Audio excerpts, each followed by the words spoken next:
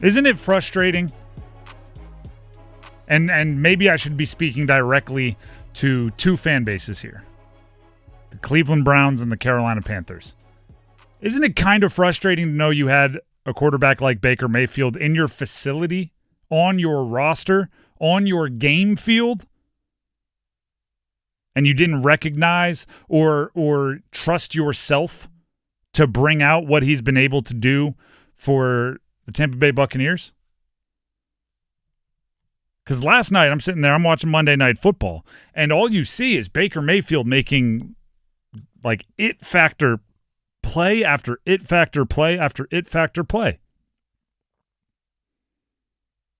And you're going like, they couldn't see it? They couldn't bring it out of him? They had him just the, no helmet headbutting people on the sideline. That's what the Panthers had Baker Mayfield doing. They had him in, and then you think, wait a second. Sam Darnold was also there. And last year he was, until the last two games, the final game and then the playoffs, he was darn near an MVP candidate. They couldn't get that out of him. Matter of fact, they let him leave and then traded away the farm to trade up and get the number 1 overall pick. Here's the thing.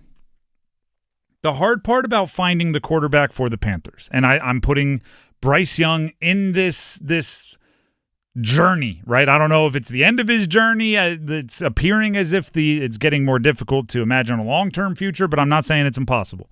The hard part about the quarterback journey for the Panthers is that it's not just about finding a player that can do it all physically, make the throw, execute the run play, make the decision. It's not just that.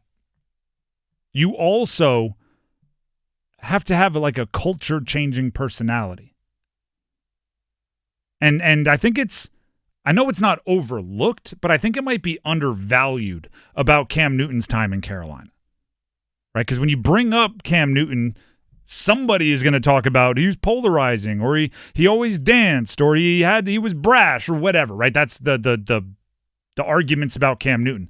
And I don't think people realize how important it was to have somebody walk in the room and just by his presence, whether it was going to happen or not, you knew he fully believed we're not going to stink anymore.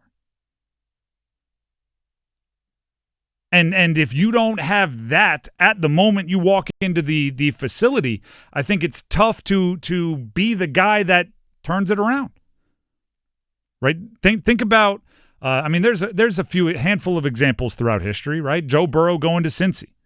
Walked in with all the Joe Burrow, Joe Burr, Joe Shiesty swag. Walked in there and said, I know the Bengals have stunk for a long time. We're not going to stink anymore. And then they pretty much stopped stinking right away, which is kind of crazy. And Cam Newton did the same thing. Just walked in, and by their force of personality, everybody was either believing or they were probably leaving because they were annoyed by it all. I just have this vision of Bryce Young walking into the facility, and instead of saying, guys, I'm here, it's different, don't worry, I got it. Instead, he's saying, like, fellas, if we all work together and, have a few things break our way and really get into our playbooks, that, maybe one time in the future we could be a good enough team to compete for the division and beyond. And it's just not as forceful.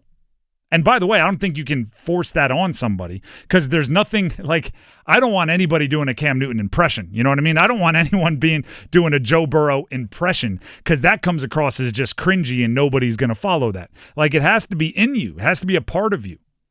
Baker Mayfield, when he came to Carolina, although I think he has some of that now for Tampa, he didn't have it when he came to Carolina, right? He had just been beaten down by the Cleveland everything.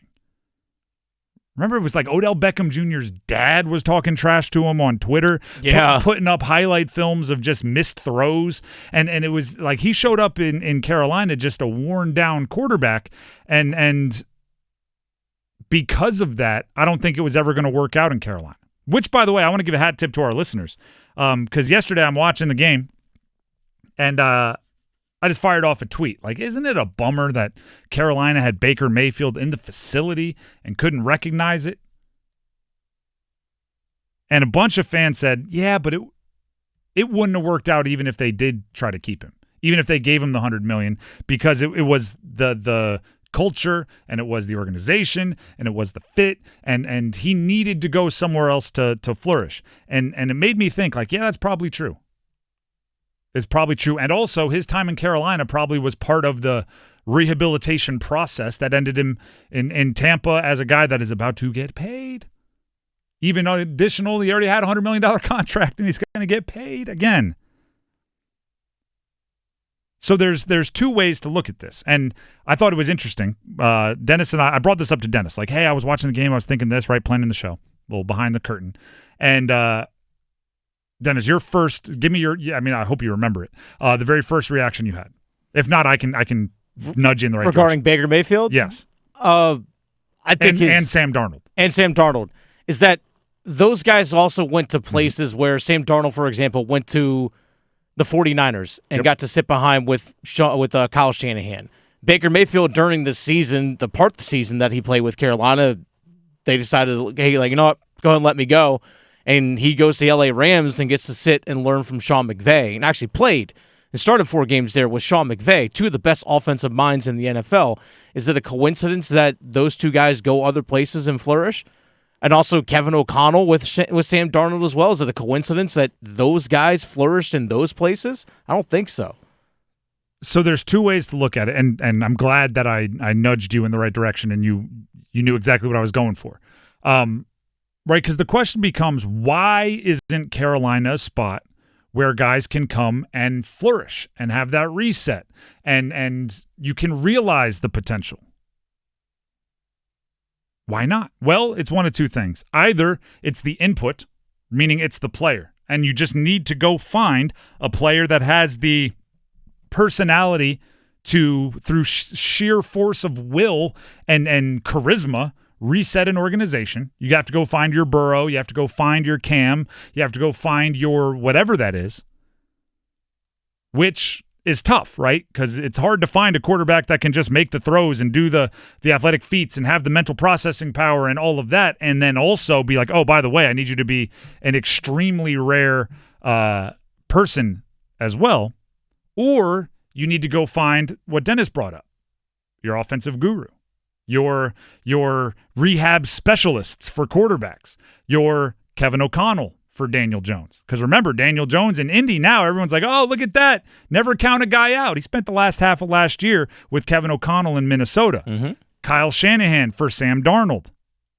We go on. I bet you Mac Jones will end up somewhere in a couple of years because he's about to ball out in Brock Purdy's absence like he did this past year with Kyle Shanahan. You mentioned Baker Mayfield getting the reset with Sean McVay. Like you go to one of these true gurus, you get the reset, you get kind of your crash course and let me fix you, and and suddenly you end up somewhere else playing better. I think Dave Canales was supposed to be that. Right? You hired him because he had worked with Geno Smith. You hired him because he had worked with Baker Mayfield. You hired him because you thought that way you could join the ranks of those other coaches. Hasn't worked out that way, at least not for Bryce. And like, you know, when Andy Dalton went in there last year, it's not like he was playing the best football of his career. He had a couple bright spots, but it turned back into a pumpkin pretty quickly. So you have to be aware of what you got. You have to be aware of the people you bring in and the coaches and what you expected them to be versus what they are. Because there's a world. I actually want to prepare everybody for this.